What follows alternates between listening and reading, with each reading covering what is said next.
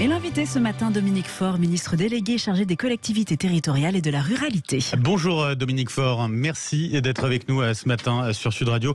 Pas mal de sujets qu'on va évoquer ce matin avec vous. Le lancement d'un deuxième volet d'Action Cœur de Ville, des subventions pour inciter à l'ouverture des commerces ruraux, le plafonnement des prix des carburants par Total Énergie, ainsi que l'opposition à la réforme des retraites qui mobilise aussi dans les sous-préfectures. On va revenir sur tous ces sujets, mais d'abord l'actualité. Dominique Faure, c'est donc le premier anniversaire de cette guerre en Ukraine, de l'invasion russe. Emmanuel Macron qui a tweeté, qui dit être aux côtés des Ukrainiens. Il l'appelle à la victoire pour Kiev, pour l'Ukraine. Il n'y a pas d'autre solution que d'arriver à cette victoire de l'Ukraine. Pas d'autre hypothèse. Pas d'autre hypothèse et on est tous solidaires. Moi, je veux saluer le travail qui a été fait par tous nos élus locaux. Nous avons accueilli dans nos collectivités locales 100 000 Ukrainiens. Et oui, c'est un triste anniversaire aujourd'hui. Une douzaine de pays européens, c'est que les États-Unis qui ont déjà annoncé l'envoi de chars lourds en Ukraine. La France qui attend un petit peu. On a l'impression pour l'instant, des chars légers qui vont être envoyés dans les prochains jours. Est-ce qu'il est envisagé d'envoyer prochainement des chars Leclerc ? Alors je peux pas répondre aujourd'hui. Mon collègue Sébastien Lecornu est sur ces sujets avec le président de la République. On est là sur des enjeux sur lesquels il faut que je sois, on va dire, à l'écoute et véritablement solidaire de la décision de mon collègue Sébastien Lecornu. Donc rien de plus à dire que ce que vous savez déjà. Bon, on va revenir en tout cas sur les sujets qui vous concernent tout particulièrement.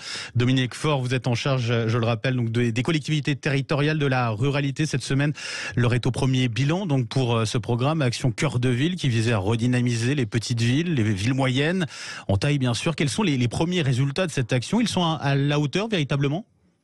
Alors on est extrêmement heureux, effectivement, les résultats sont là. On est là sur un programme qui pèse quand même 6 milliards d'euros, qui a démarré en 2018, les résultats sont là fin 2022. C'est pas moins de 234 villes moyennes qui ont répondu présent, et les résultats sont là, c'est-à-dire 91 000 logements réhabilités en cœur de ville de ces villes moyennes, une attractivité commerciale et une fréquentation qui a augmenté de 15%. On est là sur une amélioration de la qualité de vie de nos concitoyens dans ces villes moyennes, et donc très heureux aujourd'hui de venir vous annoncer Action Cœur de Ville 2, c'est-à-dire 5 milliards d'euros. Alors de justement, plus. quelle est la différence entre le premier volet et ce second volet qui débute, que vous annoncez ? En fait, on s'est attaché à remettre du beau dans nos villes moyennes, du beau dans nos cœurs de ville, donc réhabilitation de nos commerces de centre-ville, réhabilitation de logements, travail sur l'attractivité. Et puis là, aujourd'hui, on veut travailler ces villes moyennes dans leur ensemble, et on s'intéresse à ces entrées cœurs de ville qui sont, faut le dire, assez moches. Et l'idée, c'est au-delà d'amener du beau, c'est aussi d'amener différents services autour de ces commerces, dans ces entrées de ville. On a aussi le sujet des quartiers-gares, qui est un vrai sujet sur lequel on va travailler aux côtés de ces 45 communes qui ont dit on veut, sur les 234 que je vous citais tout à l'heure, qui ont dit on veut travailler, améliorer, embellir nos entrées de ville, travailler l'attractivité commerciale de ces entrées de ville. Est-ce que ça doit permettre aussi de favoriser l'accessibilité justement aux petits commerces des centres-villes ? On sait que c'est un sujet important aussi pour un certain nombre de villes de taille moyenne. Vous avez justement cet objectif-là, très clairement ? On est très attaché. Au-delà de la question du beau. Au-delà de la question du beau, voilà. Oui. Au-delà de la question du beau, on est très attaché à cette attractivité commerciale de centre-ville. On voit bien que à partir du moment où les logements sont réhabilités, eh bien, on a lutté contre ces logements vacants et on a de la croissance démographique en centre-ville de ces villes moyennes. J'en profite pour vous dire que j'ai fait travailler un certain nombre de scientifiques pour travailler sur cet exode urbain, savoir si c'était un mythe ou une réalité, et on s'aperçoit. On en a beaucoup parlé depuis justement la fin du Covid notamment. Absolument, et on s'aperçoit que les villes moyennes sont un peu les vainqueurs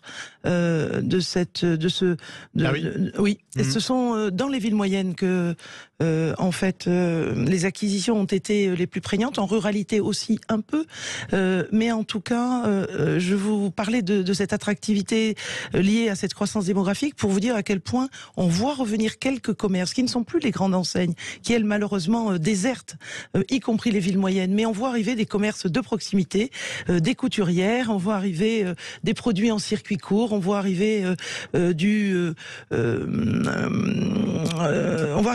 des produits made in France qui sont, je veux vous prendre la ville de Nevers où j'étais lundi pour lancer ce programme, pour vous dire que j'ai découvert un fabricant français de produits textiles pour la course, le running, et qui en profite pour distribuer un certain nombre de produits. En fait, il marche très bien, il a fait ce choix du centre-ville.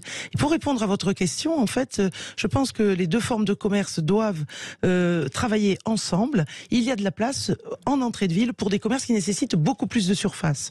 Et là, c'est pas moins de 24 millions d'euros que nous mettons en ingénierie pour réhabiliter ces entrées de ville et ces commerces d'entrée de ville et travailler sur cette complémentarité entre ces deux formes de commerce. Bon, la forte inflation, en tout cas, n'aide pas les petits commerces. La concurrence est dure avec les grandes surfaces, notamment, vous le disiez, en périphérie de ces villes. C'est pas un sujet d'inquiétude aussi, selon vous, là-dessus? Je suis en difficulté pour vous parler de ce sujet. Je veux bien que vous me reposiez la question précisément. Je dis justement, parce que vous dites qu'il faut à la fois aider justement les grandes surfaces d'une certaine manière aux entrées de ville, et puis de l'autre les petits commerces en centre-ville. Sauf que ces petits commerces, ils sont en galère en ce moment. C'est difficile de se lancer dans le commerce avec cette forte inflation, avec les prix de l'électricité qui explosent. C'est compliqué. On les voit par contre beaucoup entreprendre. Nos jeunes, on est beaucoup au chevet des collectivités locales qui mettent des locaux à leur disposition, qui peuvent même offrir de la gratuité dans certaines situations pendant 3 mois, pendant 6 mois, pour permettre à ces commerces de se lancer. Donc, sur le sujet de la grande distribution, ils se mettent en cause. Ils voient beaucoup les galeries commerçantes se vider, et donc dans cette recomposition de nos commerces d'entrée de ville, on voit que les foncières qui portent des grands supermarchés se remettent en cause, diminuent la taille, se concentrent, et ce qui laisse de la place à d'autres formes de commerce en entrée de ville à leur côté. L'objectif de ce type d'action, de fonds, c'est aussi de faire reculer le vote Rassemblement National, là où il est élevé, Dominique Faure? Oui, là on est clairement sur un sujet qui concerne 21 000 communes en France où en fait les devantures sont fermées, plus de commerce, et là c'est 12 millions avec ma collègue Olivia Grégoire que nous avons décidé d'injecter pour acquérir des commerces et ramener de la vie dans ces villages. Oui, lutter contre ce vote de révolte qu'on a vécu sur ce premier semestre, c'est effectivement quelque chose que au gouvernement on a envie de travailler pour améliorer la qualité de vie de nos concitoyens en environnement rural. Vous pensez vraiment que ça peut faire la différence à ce niveau-là, en tout cas?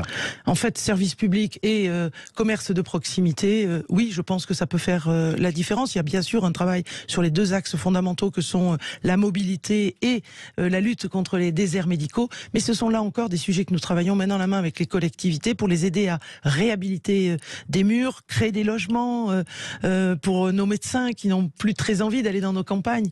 Mais c'est un travail qui, malgré tout, commence à payer ses fruits. Moi, je vois de très belles initiatives dans des communes comme Vic-en-Bigorre, par exemple, ou Aubigny-sur-Ner, qui sont des communes dont les maires ont pris le sujet à bras-le-corps et portent la réhabilitation de lieux pour accueillir des médecins.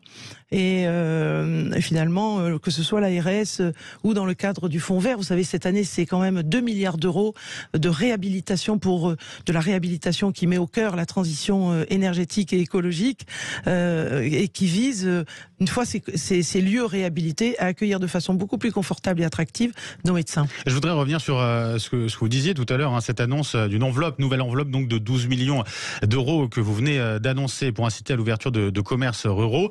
Comment ça va se mettre en place très concrètement et jusqu'à quel montant on pourra bénéficier par commerce sur cette enveloppe-là? Alors, moi je veux bien prendre un cas très concret et qui est celui de l'acquisition par une commune de murs, et auquel cas on va pouvoir abonder jusqu'à 50% du montant de l'acquisition avec un plafond de 50 000 euros. Vous pourront s'ajouter 20 000 euros d'aménagement intérieur, on va dire un four à pain pour un boulanger, et puis une majoration de 25 000 euros si le projet présente un intérêt particulier en matière de transition écologique. Donc, on est là sur une véritable aide de nos entrepreneurs qui ont envie de se lancer dans le commerce. Les inscriptions vont débuter à partir du 1er mars en préfecture pour les premières aides distribuées. Ça sera à partir de quand ?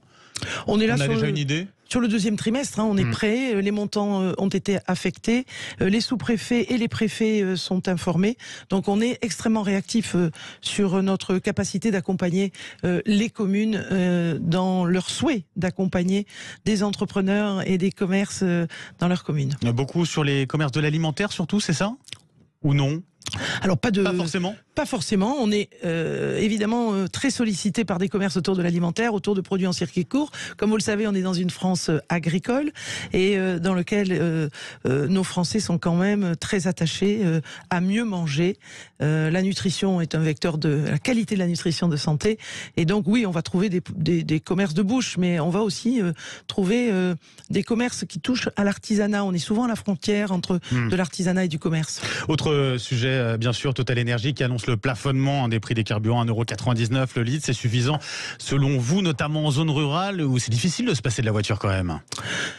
C'est très difficile de se passer la voiture et on va essayer de embarquer nos concitoyens vers le véhicule électrique. On va déployer beaucoup de bornes visant à leur permettre effectivement de choisir un véhicule électrique, y compris en ruralité.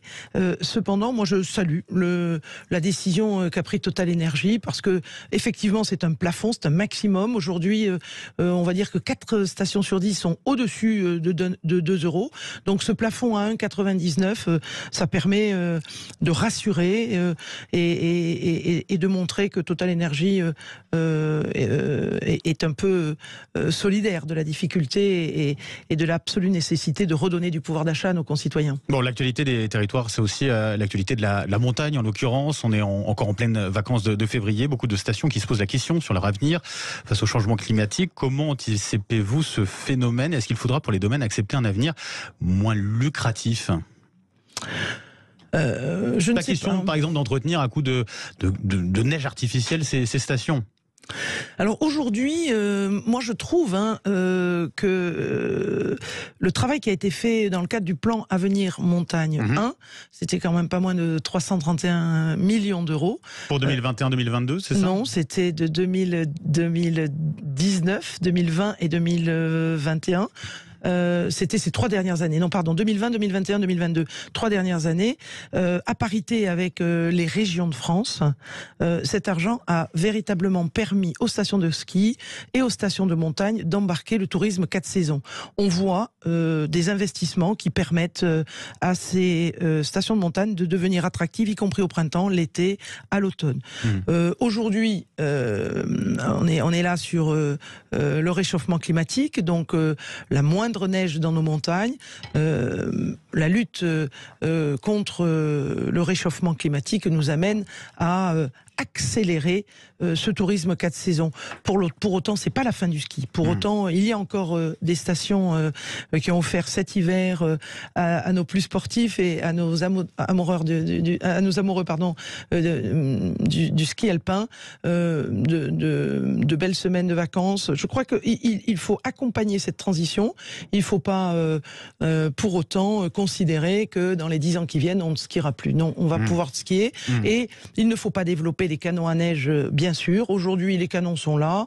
Quand la station peut accueillir sans neige artificielle, aujourd'hui, elles sont extrêmement responsables et elles le font.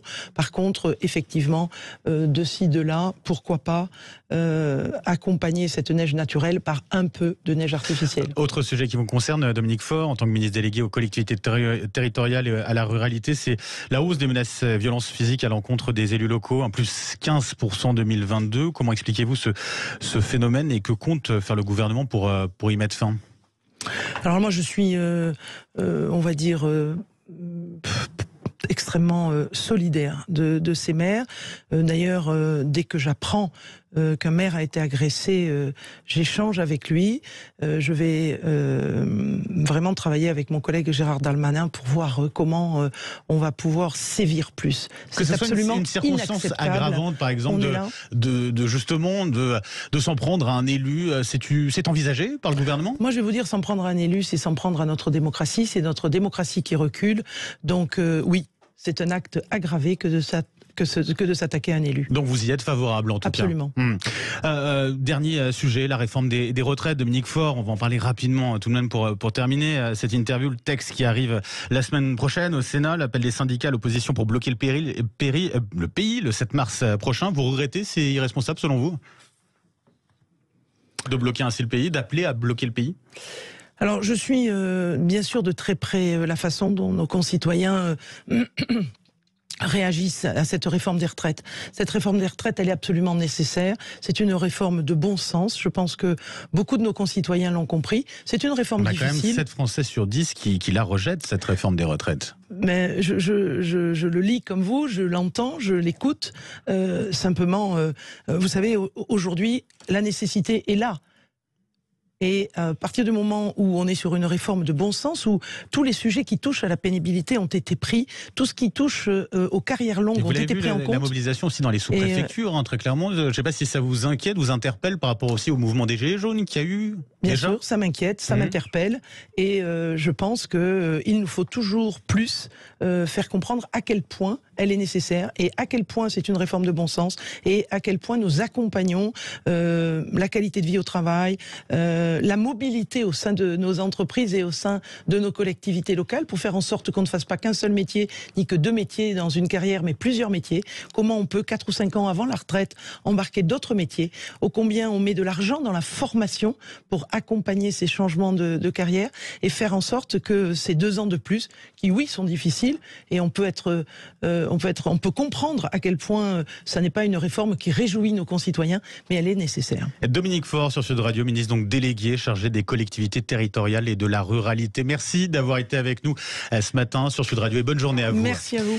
Merci. 8h33 sur Sud Radio. On revient dans un instant avec #On en parle, Jean-Marie Bordry avec la revue de presse et puis les grands débats du matin en compagnie de Guillaume Bigot, d'Éric Nolot et puis de vous bien sûr. 0826 300 300, vous nous appelez. Manu vous attend au standard. À tout de suite sur Sud Radio.